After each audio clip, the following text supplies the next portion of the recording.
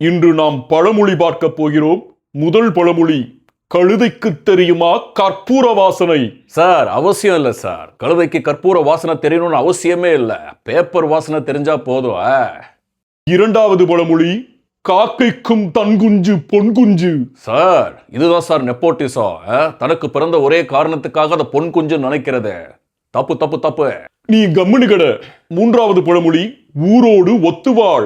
ஊரோட ஒத்து வாழணுமா சார்? ஊர்ல இருக்கிறவங்க எல்லாம் தப்பு பண்ணாங்கன்னா ஒத்தா வாழ முடியும்? தப்பு, மாத்துங்க பழமொழிய. ஊரோட ஒத்து வாழக்கூடாது சார். ஊரோட ஒத்து வாழ், அது நல்லவையாக இருந்தால் மட்டுமே. நீ அமைதியாக உட்காரு.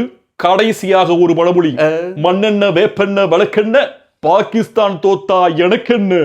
ஐயோ சார் ரொம்ப தப்பு சார். சார் அப்படி ஜெயிக்கணும் சார்.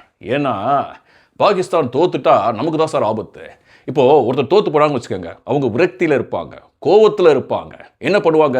பக்கத்துல இருக்கிறவங்களை போட்டு அடிப்பாங்க. அதே பாகிஸ்தான் வந்து தோத்து போய் விரக்தியில இருந்துச்சுன்னா பக்கத்துல யார் இருக்கா? நம்ம மேலதான் சார் கோவம் திரும்பும். அதுவே அவங்க ஜெயிச்சாங்கன்னு சொல்றாங்க, நம்ம மேல பாசமா சந்தோஷமா அந்த அந்த வெற்றியை பகிர்ந்துக்கிட்டு சமாதானமா இருப்பாங்க சார். அதனால பாகிஸ்தான் ஜெயிக்கணும் சார். ஆளை விடுடா சாமி. என் பேரு மிஸ்டர் ரைட்டு, என் பேச்சு ரொம்ப